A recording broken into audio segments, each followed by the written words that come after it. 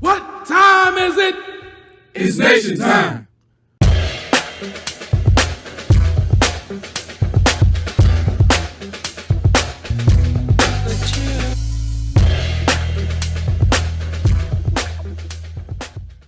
Welcome to the AfterWords program. My name is Bible Katense Chike, your host. I'm joined by Bishop Dijanava Akita, this week's preacher of our sermon, Give It All You Got. Welcome to the AfterWords program, Bishop Dijanava. Thank you for having me again. Good to be with you. You're welcome, and thank you for a very inspiring and insightful sermon. The scripture from today's sermon is from the second book of James, verses 4 through 17, and translated 14 through 17, yes. Okay, excuse me. All right. And I mean, to maybe make it a little more concise, and I know the scriptures can vary from Bible to Bible. Faith without works is dead. In the sermon, you call us to give it all you got, or give it all we got. What exactly is it that you want us to do? Well, I'm glad you asked that question, because so many times we can be spectators in the events that happen on a daily basis. And I think that as we come to this pivotal point in our history, we've got to put all of our energies there. We usually will pay attention to an event. It will catch our attention and we want to get involved in some kind of way and we'll verse our opinion. But when we say give it all you got, that means going outside of the normal response of this commenting, sharing, and liking, but actually getting out there and doing something, making sure that we vote, making sure that we encourage those who we know to vote, or bring attention to some of the issues that are currently coming up in this upcoming election.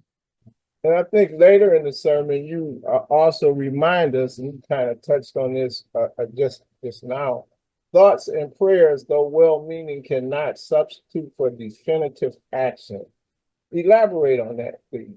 Well, I think if you just go back to the scripture in James, it says that if one of you says to him, go, I wish you well, keep warm and well fed, but does nothing about his physical needs, what good is it?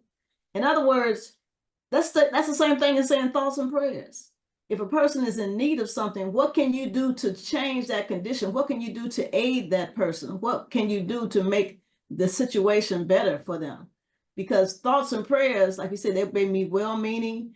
And of course, you do want to have good thoughts. You want to pray for people and, for blessings and for comfort and for, strength. But along with that comes the action. God has endowed us with the ability to act on our behalf and on the behalf of the community. And we need to use our power that we have to make a difference. I'm reminded of a quote from Fannie Lou Hamer, and I'm not going to try to quote it, but essentially she's saying the same thing. You can pray until you're blue in the face, my word, but until you get up and do something, you may be familiar with the quote. In the sermon, you also explain that there are parallels found in biblical writings that provide examples of a group of Black people mobilized, fought, and struggled to free themselves from their oppression. They found strength and direction because of their belief in their divine right to live a prosperous existence. And a lot of times we don't contextualize scripture as compelling us to do something to change our social political conditions. How do these examples that you reference speak to our need to act in today's time? Well, I think I mentioned in my message that history is a great teacher. In other words, we learn from history and we can see the lessons that bring value to what we do today. I think that, we're all endowed with intelligence and the ability to think and to act and to move forward. But if we don't use the life experiences that we have and learn from them and then go forward, we just become a stagnant and inconsistent people. We have to use those examples that we see in history that allow us to see, oh, these people were able to do this. That means that I can do the same thing and even take it to a higher level. That's what, science and medicine and technology teaches us, that you can build on early inventions or revelations and make a difference in what happens. Who would have thought back in the 60s that you would have mobile phones that you could just put in your pocket? or that you could put a watch on your hand and talk in the watch. Those were just something, fantastic ideas of the future. But it's a real possibility now. But you learn from certain things and then you move forward from those things. And could you maybe provide us one or two examples, biblical examples, say from maybe the nation of Israel, where they exerted their will to liberate themselves from oppression that could be directly parallel to our contemporary struggle today? One of the things in this particular story of the disciples following the crucifixion of Jesus, they gathered together in the upper room and they had certain issues. Their leader had been crucified. That wasn't their plan. They didn't think that he was going to be the one to be crucified. They thought he was going to lead them to victory. But as they came together and they began to go over and discuss the things that maybe went wrong or things that they should have done, they had an experience where as they gathered together, they felt a common spirit and they were able to be revived by their understanding of the teachings that Jesus had given them. And I think that's particularly true following the assassination of Dr. King. So many of the leaders who followed him were dismayed. They were, really depressed. As Reverend Jesse Jackson had said, and Reverend Abernathy at that time, they didn't know what to do. How could they continue on when their leader had been assassinated? But then they decided to get together and they formed coalitions and they began to realize that there was something else that they could do. Maybe not in the same manner that he had done, but they could do it in their way. And so, Jesse Jackson went on to run for president of the United States, launched a campaign, a Rainbow Coalition that still has ramifications for today because of the sisters who helped him during his presidential campaign were the ones who are now the organizers of the National Democratic Convention that just passed. The same sisters, Donna Brazile and her group, who were instrumental in helping his campaign during that time, came on and began to organize the convention that was so successful this past few weeks. I like that point because it speaks to the role that the youth played at a particular time and how they evolved and continue to engage in the struggle to make life better for our people. How do the programs of the Pan-African Orthodox Christian Church and the best self theology or best self programs prepare us? How can it prepare our viewers to engage in, quote, definitive action beyond thought and prayers? Well, one of the things we do, we put a lot of emphasis on developing our children.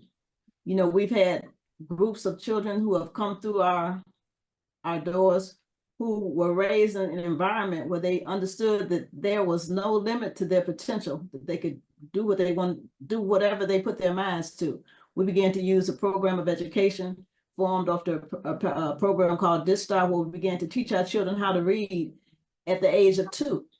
Some of these young people grew up to become professors at universities, well-known universities across the country. But we would put a lot of emphasis on developing young people. We encourage college students to use the skills that they have to make an impact on the world in which we live, not just to try to get into corporate America, which is not a bad thing if that's what your goal is, but what can you do to bring some sense of sustainability to the community that you are part of? Yes, and I've seen babies that are now professors, doctors, lawyers, successful, effective politicians, ministers, preachers, and all of that. Absolutely. And fortunately, we are at the end of the program, Bishop Dejanava, and I just would like to ask if there's something that you may like to leave our viewers with as we wrap up. Vote like our lives depend upon it, because they do, and encourage someone else. They have a process that they call phone banking, where you go into a campaign headquarters and you call different prospective voters. I propose the thing that we all have our own phone banks. We have contacts in our phone that we can just send out a message, just a simple word, vote, just to make someone understand that this is something that affects us all. This is a mission that is for everybody. It's not just one person's mission. This is all of our mission. And we can accomplish this mission if we set our minds to it. It's if we give it all that we got.